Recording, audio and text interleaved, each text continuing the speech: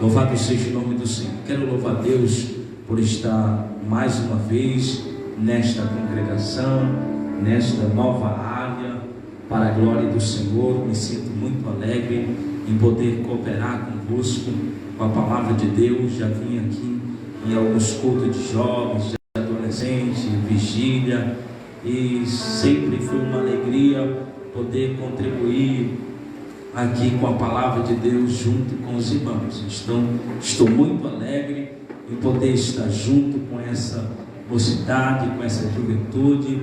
Já fizemos parte do trabalho geral, já acompanhamos jovens nessa área, então me sinto muito honrado em estar convosco esta noite, amém?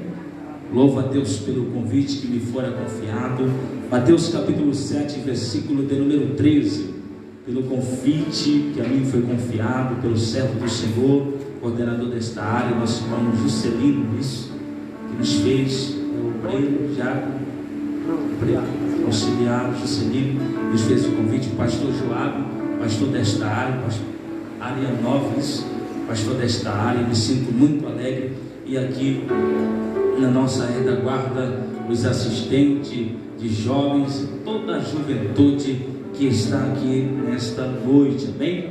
Louvado seja Deus. Peço que os irmãos tenham paciência comigo, porque a garganta está bem debilitada, mas eu quero entregar aquilo que o Senhor confiara ao meu coração, amém?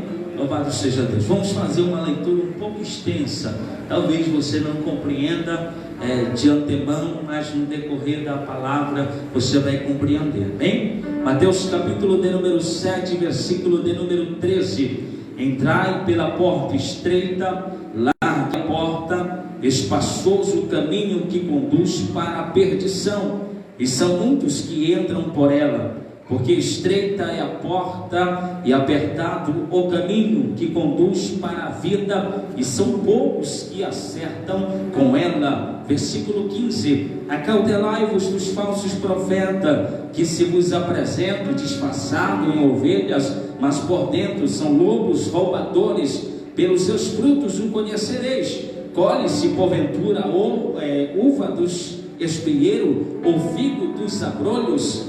Assim toda árvore boa produz bons frutos, porém a árvore má produz frutos maus. Não pode a árvore boa produzir frutos maus, nem a árvore má produzir frutos bons.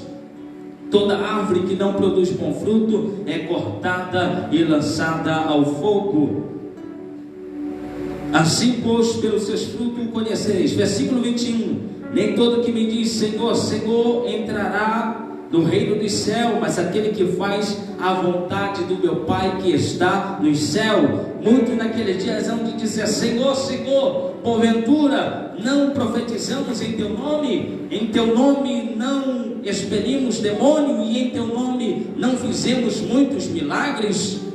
Então eu lhes direi explicitamente: nunca vos conheci, apartai-vos de mim, os que praticais a iniquidade. Versículo de número 24: todo aquele, pois, que ouve essas minhas palavras e as pratica, será comparado a um homem prudente que edificou a sua casa sobre a rocha. E caiu a chuva, transbordaram os rios, sopraram os ventos, e deram com ímpeto contra aquela casa, que não caiu, porque foi edificada sobre a rocha. Versículo 26: e todo aquele que ouve essas minhas palavras e não as pratica, será comparado a um homem sensato que edificou a sua casa sobre areia. E caiu a chuva, transbordaram os rios, sopraram os ventos, e deram com ímpeto contra aquela casa, e ela desabou, sendo grande a sua ruína. Versículo 28 e o 29: quando Jesus acabou de proferir essas palavras, estavam as multidões maravilhadas da sua doutrina, porque ele as ensinava como quem tem autoridade e não como os escribas. Glória a Deus. Podeis assentar em nome de Jesus. Glória a Deus, santo é o Senhor. Louvado seja o nome do Senhor. Nessa noite precisamos compreender a palavra de Deus. E aqui Jesus no Sermão da Montanha, a palavra de Deus diz que ele então começa a discursar, começa a pregar, começa a ensinar os seus discípulos. É importante destacar que Jesus, ele está no início do seu ministério. No capítulo de número 4 de Mateus, Jesus foi levado pelo Espírito ao deserto para ser tentado pelo diabo. E a Bíblia diz que ele resistiu à tentação, ele venceu a tentação, ele suportou a tentação. E então Jesus começa a chamar, a escolher os seus discípulos. Jesus então começa a escolher os seus discípulos aqui no capítulo 4, a partir do número 18. Quando Jesus ele começa a escolher os seus discípulos, que eram homens pecadores, eram publicanos, eram homens indoutos, homens que não tinham nenhuma algo que pudesse ser chamado a atenção, eram homens simples, eram pessoas simples, mas Jesus os chamou, os escolheu, e agora Jesus começa a ensiná-los.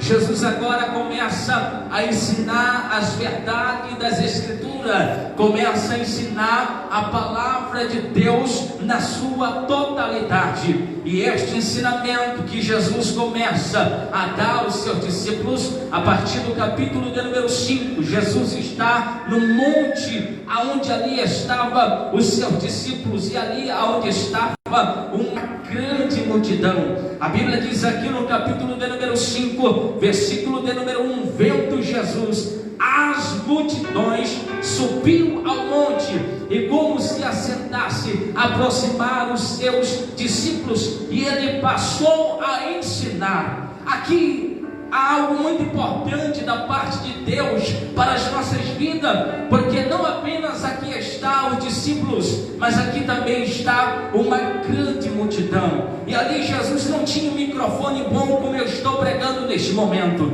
ele não tinha uma caixa boa como eu estou pregando neste momento, ele não tinha instrumento naquela época, mas Jesus, com toda inspiração, com toda autoridade, ele começa então a ensinar os seus discípulos o sermão da montanha, as bem-aventuranças, bem-aventurados humildes de espírito, porque deles é o reino dos céus, bem-aventurados que choram, porque serão consolados, bem-aventurados mansos, porque herdarão a terra, bem-aventurados que têm fome e sede de justiça, porque serão fartos, bem-aventurados misericordiosos, porque alcançarão misericórdia, bem-aventurados limpos de coração, porque verão a Deus, bem-aventurados pacificadores, porque serão chamados filhos de Deus, bem-aventurados perseguidos por causa da justiça, porque deles é o reino de Deus.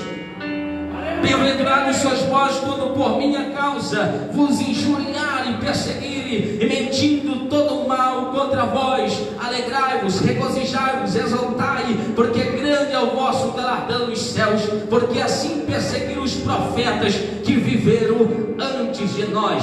E Jesus então começa a ensinar, Jesus então começa a pregar, mas na verdade às vezes nós nos limitamos no versículo 12, achamos que o sermão da montanha se limita no versículo 12, mas na verdade o sermão da montanha ele vai do capítulo 5 até o final do capítulo 7, foi um sermão poderoso, um sermão extraordinário, foi uma das maiores exposição bíblica, foi uma das maiores hermenêuticas sagrada, porque Jesus então, ele começa a revelar os mistérios do céu, e o principal objetivo, a principal missão de Jesus é formar discípulos, é fazer discípulos, é mostrar para os discípulos a maneira na qual eles precisam caminhar, a maneira na qual eles precisam avançar no reino, a crescer no reino, a prosperar no reino, a dar fruto no reino, a ser participante participante do reino, porque os discípulos foram chamados, mas eles não ficaram dispersos. Os discípulos foram chamados, mas eles não ficaram sobre ali sem direção, sem orientação, sem ensinamento, sem doutrina, porque nós vivíamos em um tempo em que a maioria não quer doutrina, não quer ensinamento, não quer palavra de Deus, não quer escritura sagrada. Quando nós fazemos uma leitura da Bíblia um pouco extensa, parece chata, parece exaustiva, porque o povo já não quer mais ler a palavra. Mas o que eu quero lhe dizer nesta noite é que você não precisa de mim para você entender as escrituras, que você não precisa de mim para sentir a presença de Deus. Ora, você mesmo na sua casa, no seu trabalho, aonde quer que você esteja, quando você abre a palavra de Deus, quando você começa a ler, de repente as lágrimas começam a rolar. Sabe por quê? Você não precisa de pregador, de cantor, você precisa simplesmente da autoridade da palavra de Deus. Aleluia! E Jesus começa a mostrar aos seus discípulos o verdadeiro padrão de um cristão, o verdadeiro padrão de um discípulo, o verdadeiro padrão de um seguidor de Jesus Cristo.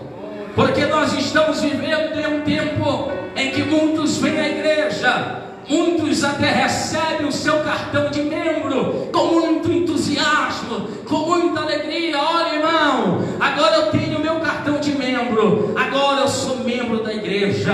Principalmente quando no seu cartão está lá diácono, presbítero, pastor, bispo, apóstolo, reverendo, divindade, autoridade, coisa parecida. Parece isto extraordinário, parece isto sobrenatural. Mas o que eu quero dizer para você nesta noite é que Jesus não veio formar pregadores, não veio formar doutores, não veio formar cantores, não veio formar mestre. Ele veio chamar discípulos para ensinar as verdades sagradas para a sua vida. Aleluia! Pelo contrário, as escrituras enfatizam, o apóstolo enfatiza de uma maneira muito clara e explícita, dizendo: não